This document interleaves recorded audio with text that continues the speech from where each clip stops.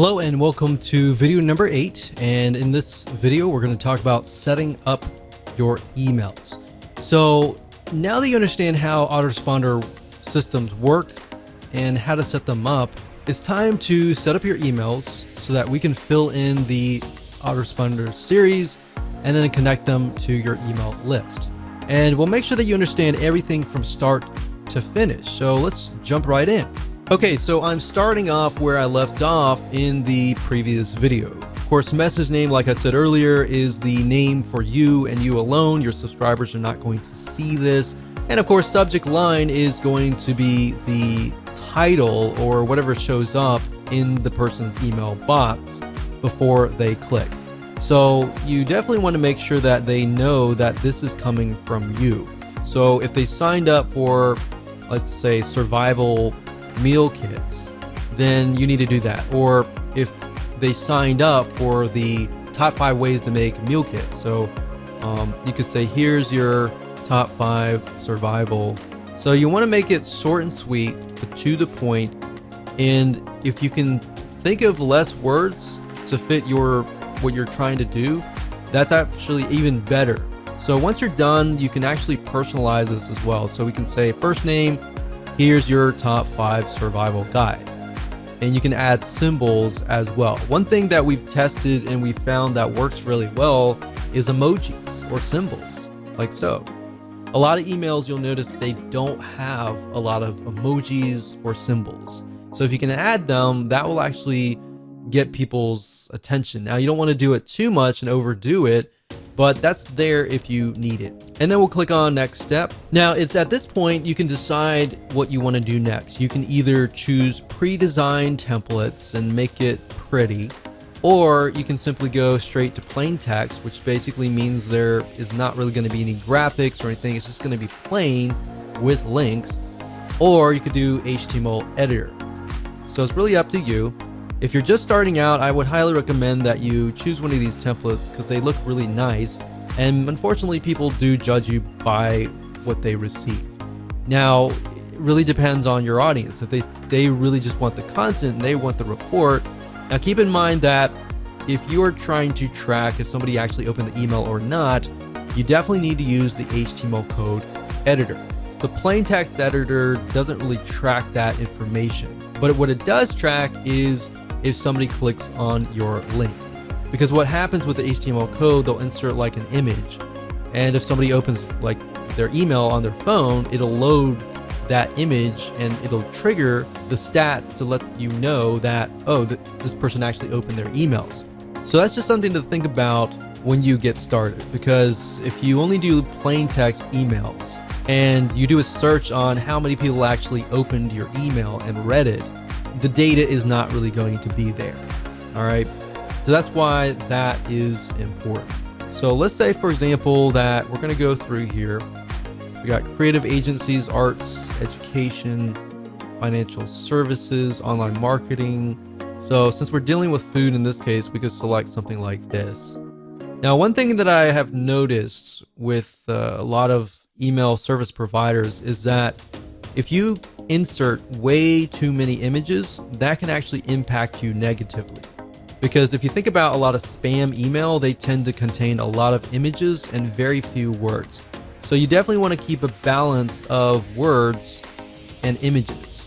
And you also want to think about, is this going to look right in somebody's email inbox if they're using a mobile device or if they're using a Mac? And there's many different types of resolutions, PC, Macs, mobile devices, tablets, and all of that.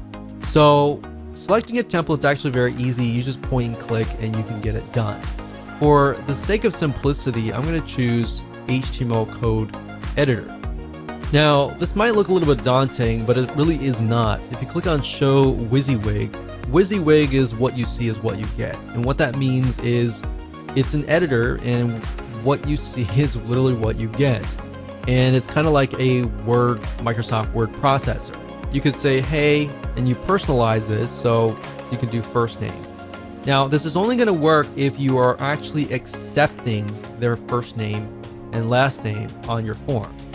If you're only accepting their email address and you put this here, it'll actually say, hey, friend. or even hey NA. And you don't want that, the NA part. So if you're not doing that, just say hey. But this personalized button here allows you to personalize your email. So you can do first name, last name, email, you can do country, you can do all sorts of different variables, phone number, and all that. And like I said, they're only gonna work if you've collected that data, because if you haven't, it's not gonna work. So a typical welcome email will say, hey, so-and-so, thank you for signing up. Here is the free report, or software, or ebook, or checklist. Now, if you're following what we talked about earlier with just the emails, you can say, thank you for signing up. Here's the top number 1 or top number 4 way to create your own survival meal kit. So you can enter that information down below here, or you can include a link. So if you were to include a link, let's just use Google for example. So http://www.google.com. So you could do that like that, and you can link it, or you can say, click here. You can highlight that, and then of course you see this little chain. The chain is a link. So if you think about chain link, that's where it came from. So we can copy that here. You can say open this in a new window. So if somebody clicks it, then it's going to open in a brand new window. If you don't have these elements, then what's going to happen is when they click the email, they are going to be forwarded directly to wherever you're sending them. So you can say, here's the top number way, click here, your name, and then you can say PS. By the way, tomorrow I'm going to send you the number 3 way to do blah, blah, blah. So like I'm saying, you don't really need to, obviously, survival meal kit, but you can use it for any niche. But as long as you connect it and tell them in advance, like, hey, there is something coming, then they're going to be excited about it and they're going to look for your email. A lot of times the reason why emails don't get opened up is because people are not looking for your email. They're just shocked and surprised. But if they're aware that it's coming, then they're more likely to be ready to open the emails. And that's why you get higher open rates because of that.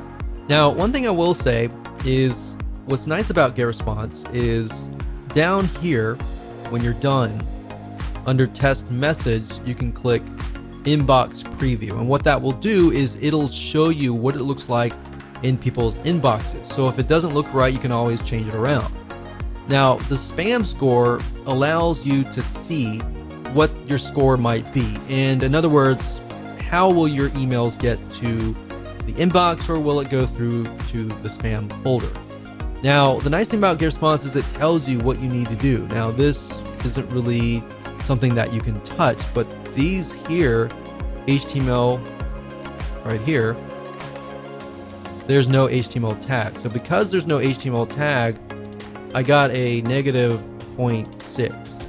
So how do we bring that lower? Well, I'm going to show you. If you click on hide WYSIWYG, you're going to see HTML code. Now don't make this scare you in any way. I'm going to show you how. So if we zoom in here, if we type in bracket, open bracket, close bracket, HTML, open bracket, close bracket, body, all right, and then we go to the very end, go to the very end here. So it's going to look like this. It's going to close, but instead of HTML and then body, it's going to be body and then HTML. So we type body, open bracket, close bracket, HTML. And then the thing that you need to do with the ending tag is a slash. The slash is saying, hey, this is ending, and there. So we've got HTML body, body HTML. You don't need to know what HTML is. You just need to follow that, add those tags to the before and after, and there you go. So as long as it's not like 4 out of 5 or 5 out of 5, you're good. And that's how to do it. So click next step. And then we look at the autoresponder, everything looks good, and we can click save and publish. And one thing you could do is up at the top here, when you click this here, you can select the list, which is new test list. and it's going to show you all the email autoresponders in here. So these are all the emails. So if you have a second email, we can add a new one and we can tell it when to send it. So as you can see here, this email is being sent and status is on. Send immediately any day of the week. So if we click on create new and we, let's say for example, create a new email, and then we can name it. So we'll do survival email 2 and on day 1. So now if you want to do it every day, you can. So you create a new email and then a new email, and it's 0, 1, 2, 3, 4, 5, right? And then 6.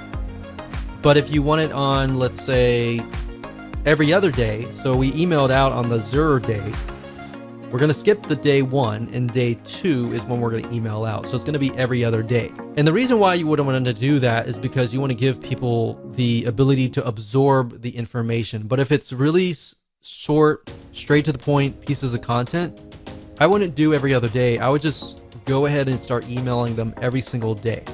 So I would do that, do the same process, create a new email, subject line, message name, do the same thing I showed you, and then you'll click save and publish and you're good to go.